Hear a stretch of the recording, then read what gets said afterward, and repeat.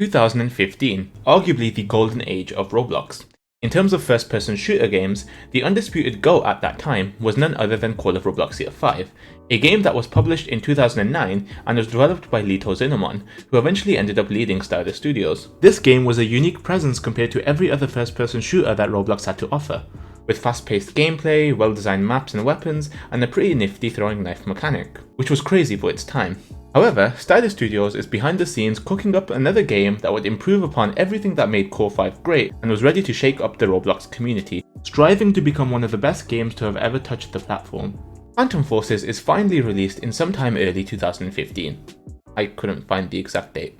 Early access being available for 75 Robux, and it was a breath of fresh air. Aside from being a pretty obvious knockoff of Battlefield 4, from the UI to the map designs, the game was everything you needed from a first-person shooting game. A good map rotation, fun game modes including King of the Hill, Flare Dom and Team Deathmatch, and a good selection of weapons to fit any playstyle, whether you were more into close-range combat or sniping from far. The game was simple in nature, and it was generally a really enjoyable experience. Updates were very frequent, constantly adding in new guns, updating maps, and eventually even adding skin customization to the game, all of these changes enticing the player base to keep on grinding the game. The changes felt like they added something fresh to the game, and were always generally well received by the community. So why am I making this video? After all, this kind of video has been done before, but I wanted to offer my perspective on it as someone who was somewhat involved within the clipping community of this game and the content creation side. I absolutely loved this game around 2017 to 2019, and now I don't. And I want to dive into my reasons as to why this game fell off in the way that it did. I think I can say without a shadow of a doubt that I've probably spent about 1,000 hours on this game, playing it religiously for days on end, hoping to one day make it to the big sniping clans at the time, including Paradox Sniping, Xenon Alliance, or even Apex Domination. For any shooting game that exists, it's natural for a clipping community to arise, hitting clips and making montages, providing incentive to constantly improve at the game. The thing about the Phantom Forces clipping community though, was that it was such a niche and tight-knit community that it was like the ultimate you had to be there moment. It was a really exciting time, and you already know that I was seated whenever a new episode or team task dropped by one of the big clans. I mean, it's kind of crazy that I can even remember the exact moment when Paradox released their 2017 Summer Recruitment Challenge, and I sat there watching it thinking, I'm gonna make it to this clan, I'm gonna grind and hit clips and hopefully one day I get accepted. Newsflash, I didn't, but over the next couple months to a year, I still grinded the game in hopes to improve, and I ended up hitting clips that were somewhat decent. Okay, they were average, but this one trick shot's pretty cool.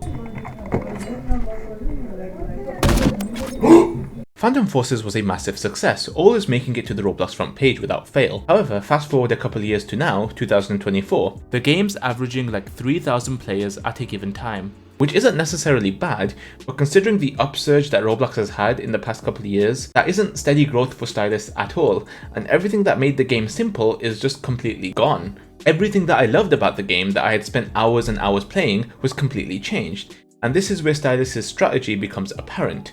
Change for the sake of change.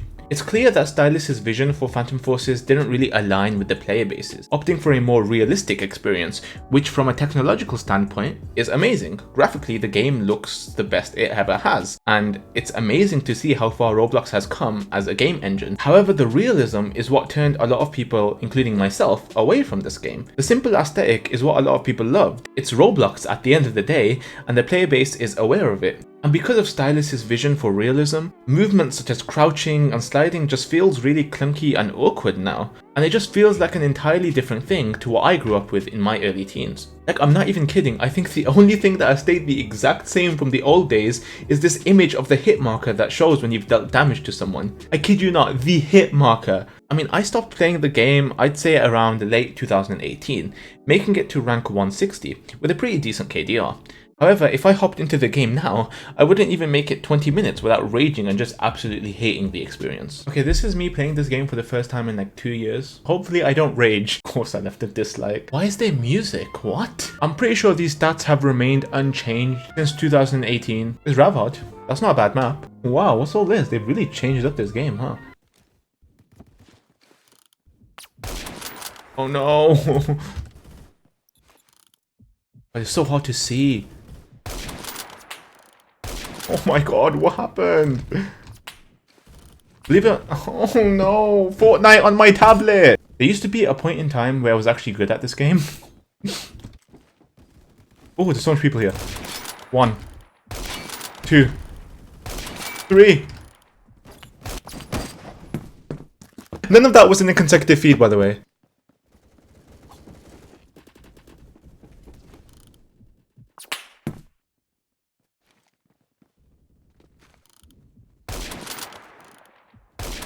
What?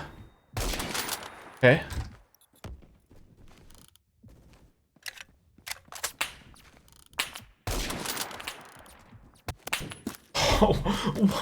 What? I'm highly doubtful that I'll even be able to get like 2 consecutive kills. Like, that will be impressive for me.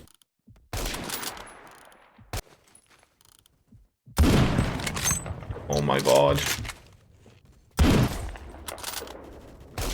Oh, the bolt animation, man! We're on version 10 now, bro. I used to play this game in version 1.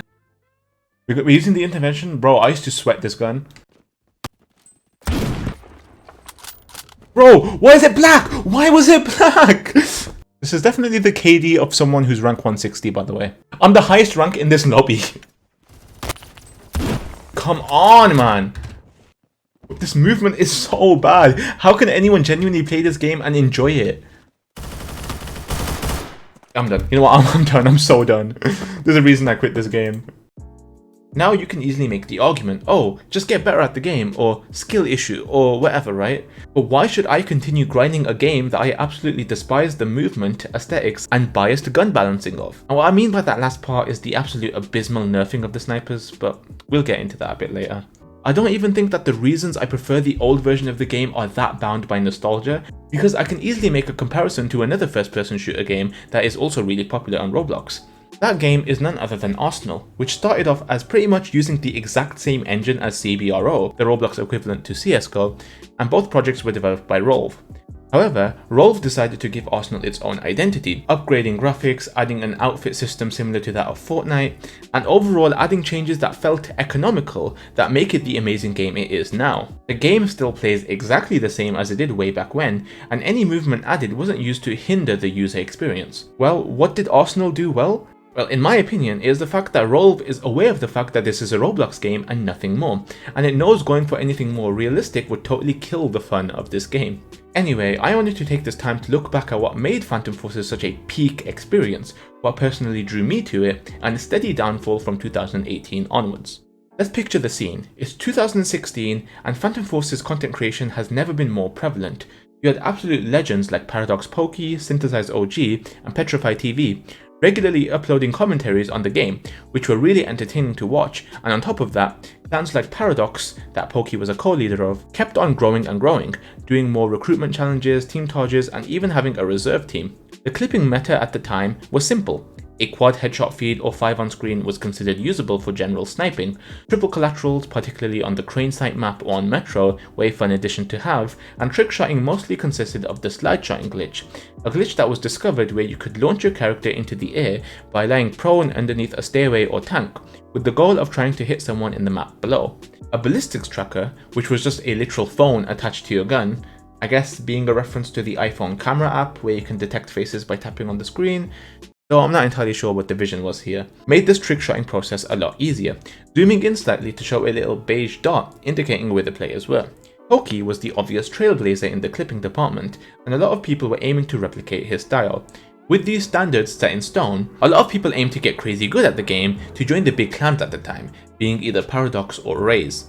However, there was one player in particular who completely revolutionized the clipping scene. This player was none other than Gus, also known as Fuzzy Panda. He was someone who discovered a new strategy to feeding, which would eventually become the meta. This method was called insta-swapping, and it was essentially changing to your secondary weapon after every sniper shot to cancel the bolt animation that played, saving a pretty decent amount of time and hitting nasty feeds as quickly as possible. You could do this by either changing to your secondary weapon by scrolling your mouse, or swapping to your knife for a second by pushing the F key.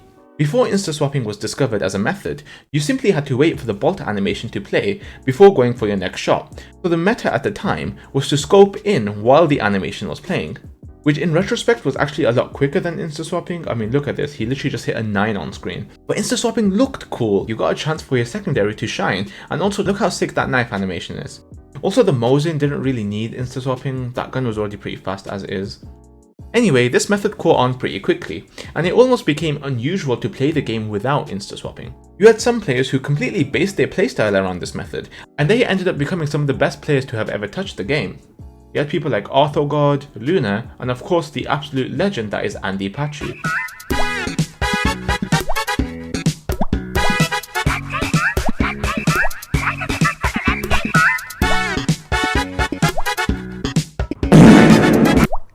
The community was at an absolute peak, the game kept getting better and better, and clips kept getting crazier and crazier. What? Wait, what?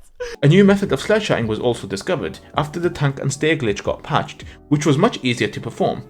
Speeding became ridiculously fun, barrier glitches were great to get out of bounds to hit much further trick shots, and crane and escalator clips just kept getting out of hand. So much so, clans were actually starting to ban crane and escalator clips altogether. I mean, just take a look at this, can you blame them? A new map was also finally introduced after 2 years, which was okay, I guess. The game was peak for both casuals and clippers alike. What could possibly go wrong? July 4th, 2017, the beginning of the end. On Independence Day 2017, Phantom Forces had finally dropped their biggest update to date. The game got a crazy overhaul, from cleaning up the UI, redoing pretty much all of the sound effects in the game, and added in tons of new guns, including 2 new snipers. They even ended up revamping 2 of the maps, but they also ended up removing 2, including Metro, which wasn't well received at all, so hey guys, Metro's back.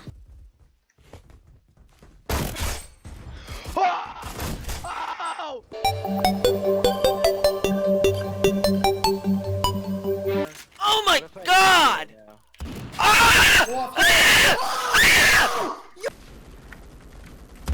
Oh my god! But one of the biggest visual changes to the game was the actual model of your character, which pretty much remained unchanged since late 2015, and they ended up giving it a much sleeker look.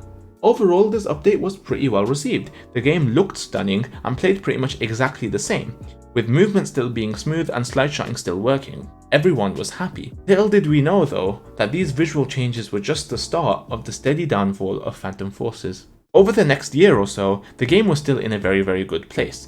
They introduced new updates here and there, such as changing the feed system slightly and adding a field of view slider. Things I wasn't necessarily a fan of, but made sense for better player optimization. New weapons also kept getting added, such as a variety of melees and snipers, and also some maps that were specifically designed for long range. However, around this time, stylists were also rampant with sniper nerfs that literally nobody asked for.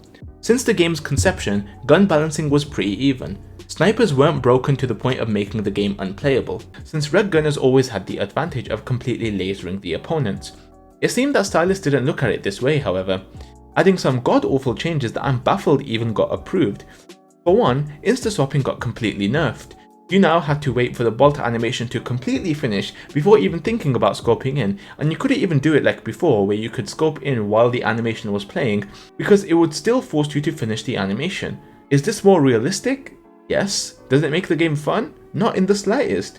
Feeding became impossible, and it didn't help that the red gunners didn't receive any nerfs as bad as this, and so on top of struggling to hit a consecutive feed, you were getting lasered left, right and centre.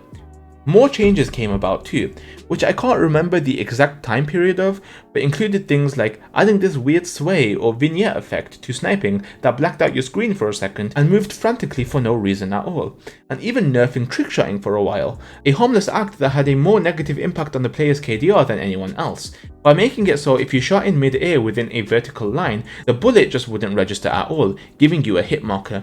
Eventually, they ended up fixing some of these issues, like adding an attachment that allowed you to bypass the reload animation.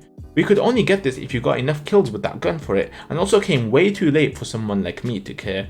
It was also so wild that they had spent so much time reworking the snipers when the game still had so many prominent issues that could have been easily fixed by stylists if they didn't hold such a petty grudge against the clipping community.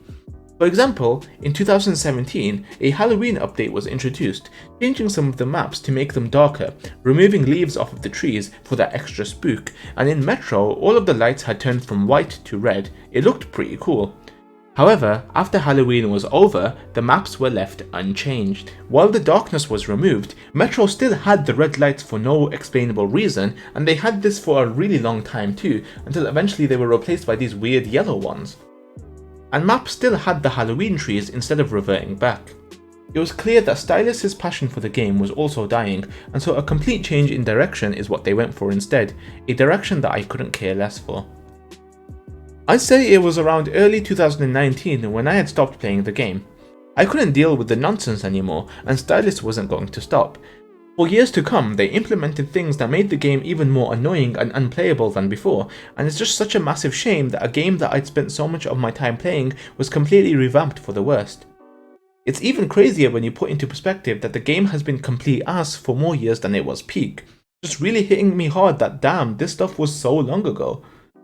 Roblox in general is just really stale for me, but if Stylus had stuck with their roots and improved on Phantom Forces keeping in mind the simple nature of it, I would probably still be playing the game every now and then. It also doesn't help that whenever an old leaked version of the game crops up and gains a considerable player count, it only lasts a couple months before Stylus takes action. It's as if they're ashamed of what their game used to be, and that fact just really saddens me. I know that Paradox and all these other big clans at the time have completely died off, but to the people that are still clipping, such as the crew guys or whoever else it may be, more power to you for putting up with such a mess of a game.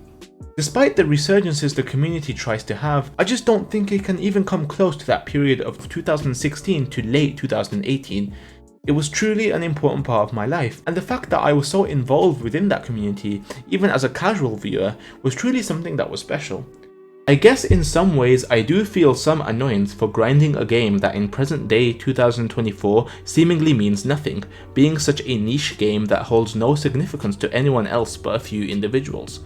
But honestly, I don't regret all of those hours playing Phantom Forces. When I think of my early teens, Phantom Forces is a core part of that, and the very first thing that comes to mind, and those innocent days were truly some of the best moments of my life. That feeling of hitting your first quad collateral, or when you're first starting out and do absolute dog shit with the intervention until one day you learnt the bullet drop and it just clicked.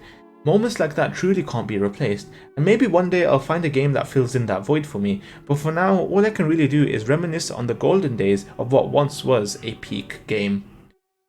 Thanks for watching.